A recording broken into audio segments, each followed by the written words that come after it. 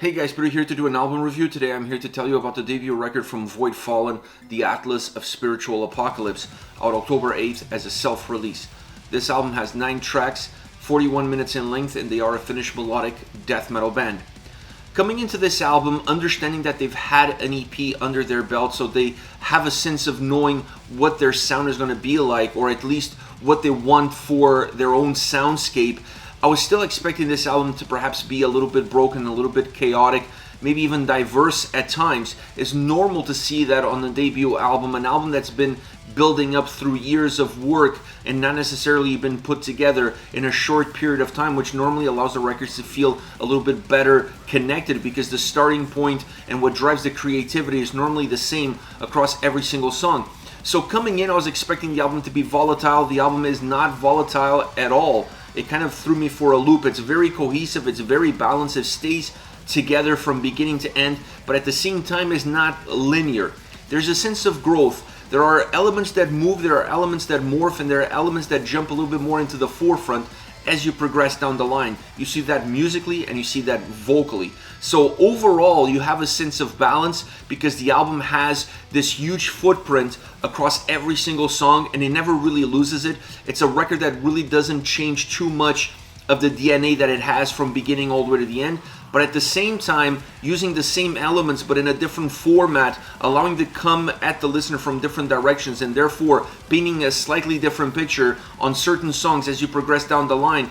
Does give this record a sense of progression. It does give this record a sense of growth, and in my opinion that impacts on a positive side the overall playability that this record has. Once you get into the soundscape, that's where you see a part of that growth. I think you're going to find it on the vocal side, and you're definitely going to find it on the sound side. So as far as the soundscape goes for this album, the first thing that I have to say is that this is a big sounding record. It has a lot of volume, it's heavy, it's melodic, but every single track really fills in all the space. There's no empty space on any single track. There's not one single song on this record that feels very driven or even flat. Every single song has substance, every single song is very robust, and therefore this is an album that just feels really larger than life as far as the sound is concerned. Not as much from an atmospheric perspective, but definitely from the sound that carries song in and song out. Within that soundscape, there are 3 elements that become the pillars of this record and offer a little bit of consistency from beginning to end, and that is the keyboards, the overall orchestrations, the drums and guitars. When you're looking at the keyboards or even the orchestrations in general, you do see that growth that exists within the sound. At least they're the motor of part of that growth. You see them earlier on in the album creating more of an atmosphere, being more of a layer and not necessarily driving the experience. And as you progress down the line, as you get deeper into the record, you start to see them moving a little bit more into the forefront, becoming more of an interactive piece of the puzzle that drives the experience, that makes the song feel more cinematic, even bigger than what they were at the beginning, expanding the footprint. And that is a clear change. It doesn't say consistent in an upwards manner, but you see the changes as you progress, and that's always an important thing, that you start to feel like the elements are moving around, the pieces of the puzzle are moving around while not really affecting the overall dynamic of the record itself or even the soundscape that the album has. It just changes the eyesight of the listener, so it doesn't allow the album to sound repetitive or feel repetitive across all 9 tracks. On the other hand, you have the drums. The drums are super consistent on this album. What you get in the first song is pretty much what you're going to get all the way through. They barely ever change. They are really the foundation of everything that is happening. They ground the album. They build that road that the guitars, that the vocals, that the orchestrations can then drive upon it and become the dynamic elements of the soundscape itself. But the drums are phenomenal. I love the warmth that they have, the sound that they have, how big they are, how powerful they are, how well connected they are. They really create the shapes of the songs. They really create the boundaries that the tracks have, and everything else stays contained within it. They're able to control some of the chaos that exists. Not that there's a lot of chaos to control, but they're able to control whatever it's there in order for the songs to feel like they're part of a much larger picture. And even the ones that are slightly different or start to go a little bit off the mark, the drums always find a way of bringing them back in and keeping everything moving forward in that very nice path that they've built for this record. Then you have the guitars. I love the guitar sound as well. The guitar sound is very powerful, and I like the dynamics that they create with the drums, sometimes working in parallel with each other to create this bulldozer style sound that just pummels the listener with heaviness, with aggression, with intensity, sometimes breaking away from the pack, leaving the drums alone, allowing the drums to stay consistent in the pocket and going a little bit outside of it, becoming more melodic, more driven, but never really flat. The guitar sound on this record is crisp, is thick, it has chunkiness to it.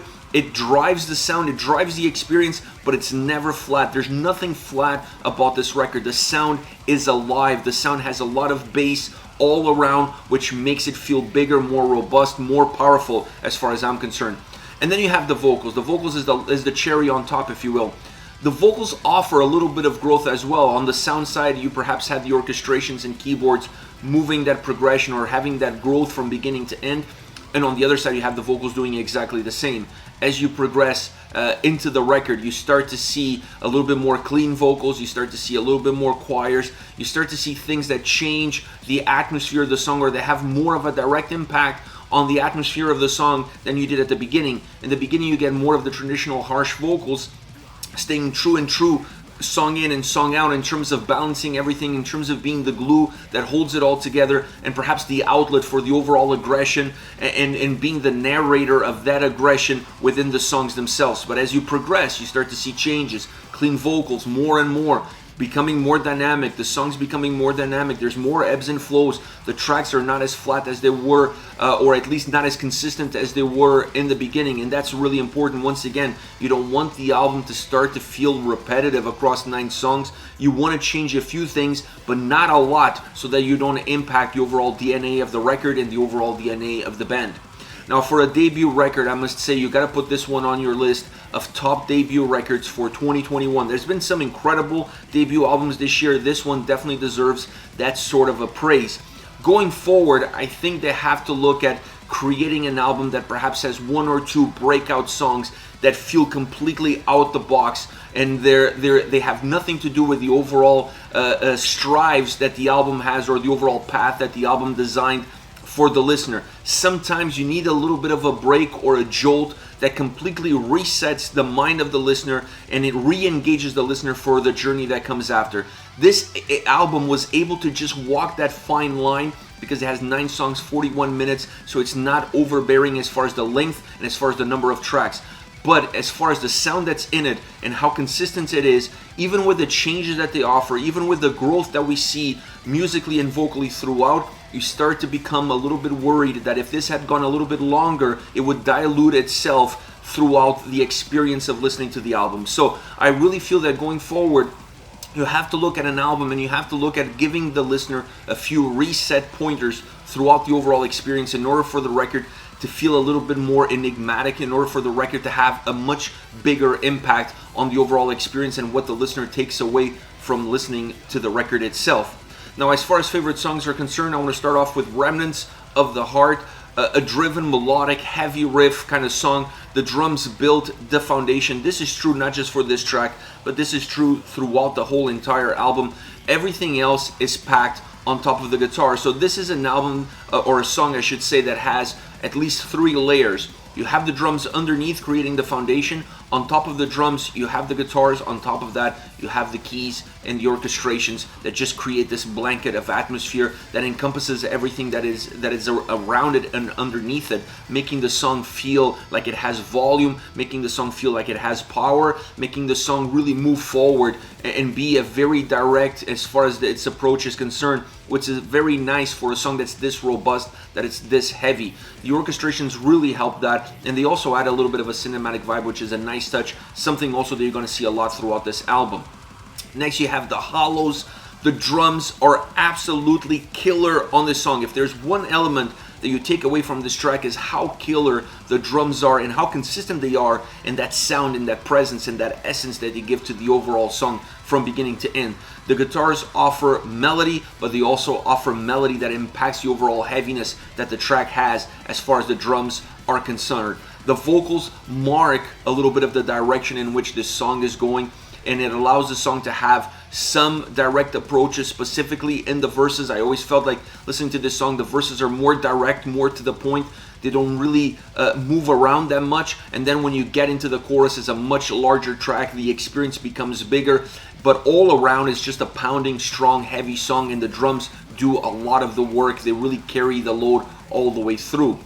Last but not least, Seen Through Ice. This is the closing track on the record. The drums and guitars work really well together on this song in order to create the volume, in order to create the overall sound presence and soundscape that really moves the track and moves it really well from beginning all the way to the end. The orchestration engulfs the song, and sometimes it takes over everything else that is happening. So the sound on this track really becomes driven more by the soundscape that is projected with those orchestrations and the atmosphere that's projected by those orchestrations than anything else, making the song super dynamic. So you have the drums and guitars working well together. On top of it, you have this blanket that just covers it and allows everything else to become a little bit perhaps volatile underneath it, but still staying contained, because those orchestrations are really the drivers of the sound, really the drivers of the experience. When you get to the end of the track, you still feel how heavy and how direct and how melodic the guitars and drums were as they combine with each other. But the thing that you walk away feeling is that this was a very atmospheric track, and the orchestrations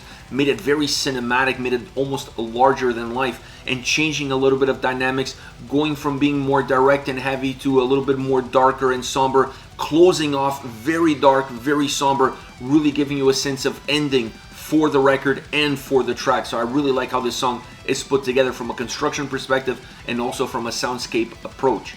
This is it, Voidfallen, the Atlas of Spiritual Apocalypse, out October 8th. Let me know your thoughts on the band, on the singles. Use the comment section below. I'll be reading those and getting back to you. Take care, guys.